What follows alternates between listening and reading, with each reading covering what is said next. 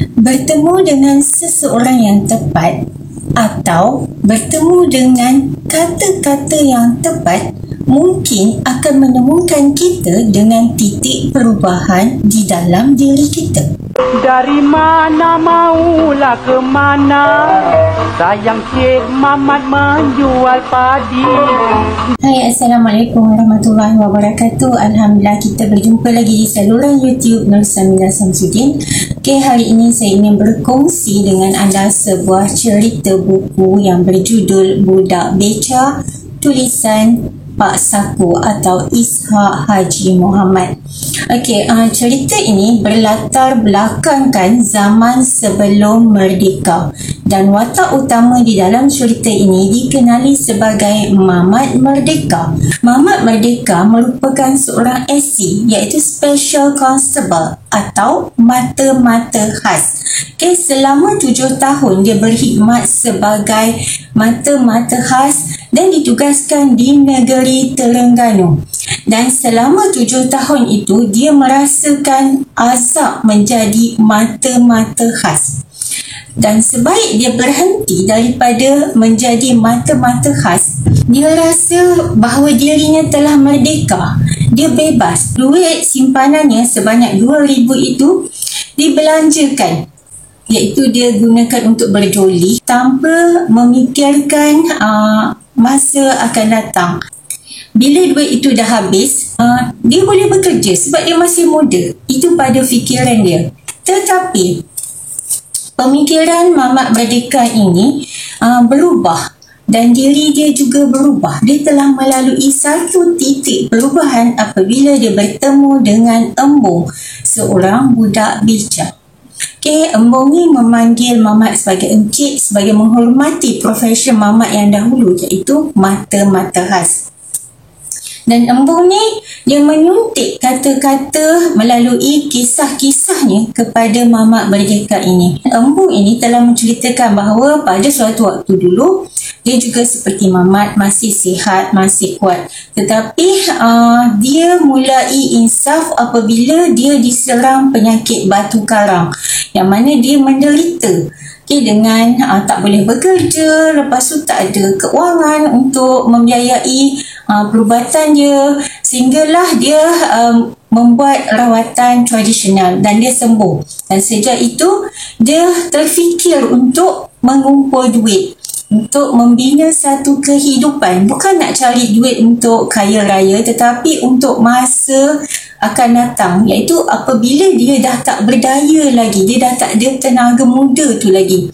Dan ini sesuai dengan apa yang dikatakan oleh Islam. Ingat 5 waktu.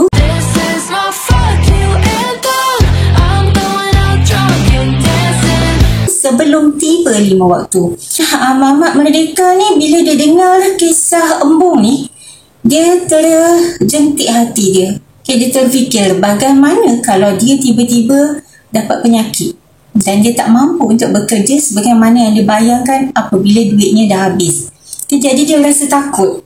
Dan ketakutan itu membuatkan dia mula berkawan baik dengan Embong, berbincang tentang peluang-peluang ekonomi yang boleh dia jana untuk dia membina kehidupan dia yang baru.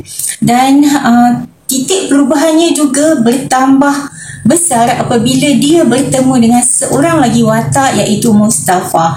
Mustafa merupakan seorang ahli persatuan PPK. PPK ini juga dikenali sebagai Persatuan Pengisi Kemerdekaan, Pengawal Peri Kemanusiaan, Penjaga Penderitaan Kemiskinan. 3 perkara yang mereka gelarkan kepada PPK ini. Dan tugas Mustafa ini adalah untuk mengumpulkan data maklumat tentang rakyat di Kuala Terengganu dari segi ekonomi, sosial, budaya, cara hidup dan banyak perkara lagi untuk dibentangkan dalam bentuk kertas kerja, proposal, panduan untuk mereka membangunkan rakyat. Penyiasatan Mustafa ini dibantu oleh Mamat Merdeka yang pada waktu itu sudah mula sedar dan sudah mula bergerak ke titik perubahannya. Langkah pertama dengan menyewa beli sebuah beca. Sebagaimana embung, Mamat merdeka menjadi seorang budak beca. Dan daripada pekerjaannya itulah dia mendapat banyak maklumat tentang kehidupan masyarakat di Kuala Terengganu, dan itu membantu Mustafa dalam nyiasatannya. Dan saya amat tertarik bukan sahaja Pak Sako dalam budak beca ini memfokuskan kepada kehidupan Mamat itu sendiri yang mula menemui titik perubahan dirinya, tetapi juga dinaikkan tentang titik perubahan sosial ekonomi tanah Melayu pada waktu itu. Menurut Mustafa, apabila berlaku perkembangan kesusastraan dalam kalangan pemuda-pemudi di tanah Melayu pada zaman tersebut, itu menunjukkan bahawa keadaan ekonomi negara berada dalam keadaan stabil. Okey, bagaimana berkaitan perkembangan sastra itu dengan ekonomi? Kalau tumpuan mereka sepenuhnya pada pekerjaan, maksudnya kehidupan mereka susah. Dan mereka perlu menggunakan 24 jam itu hanya untuk bekerja. Tak ada masa untuk bersosial. Tak ada masa untuk melihat perkara lain, terutamanya perkara sastra.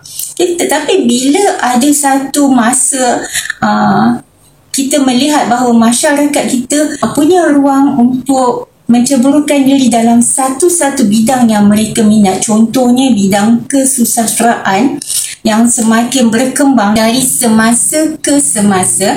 Jadi kat situ kita lihat bahawa ekonomi kita sebenarnya berada dalam keadaan stabil. Masyarakat tak tumpukan pada pekerjaan semata-mata. Mereka hidup dengan tenang, dengan aman dan dengan minat mereka. Okay, dan kat situ kita lihat indikator yang dinaikkan oleh Pak Sako sangat relevan. Dalam kes Mamat merdeka itu pula tadi, kita dapat lihat dalam buku ni, bila kita merancang sesuatu, jangan hanya fokus kepada kemampuan diri kita dan juga kekurangan diri kita, tetapi juga kita harus memfokuskan kepada faktor-faktor luaran yang mungkin memberi kesan yang sangat besar terhadap perancangan kita, terhadap titik perubahan kita. Contoh apa yang ada di dalam budak beca ini tentang penyakit. Kita tak tahu. Kita mungkin ingat, kita macam Mamat merdeka nak ingat kita akan sihat sentiasa, akan boleh cari pekerjaan dengan mudah. Tetapi dia tak sedar bahawa bila Tuhan nak bagi kita sakit, kita pada waktu itu tak mampu untuk mencari ataupun dengan mudah mendapat pekerjaan. Okay, dan mungkin keadaan masyarakat kita yang sekarang ni, kita tak jangka yang kita akan diserang oleh virus corona. Okay, jadi macam COVID ni bila datang je banyak ramai orang tak jangka. Contoh macam pekerjaan pramugari, pilot sekalipun kita tengok macam macam stabil profession macam tu, tapi bila corona ni menyerang, profession begitu jatuh.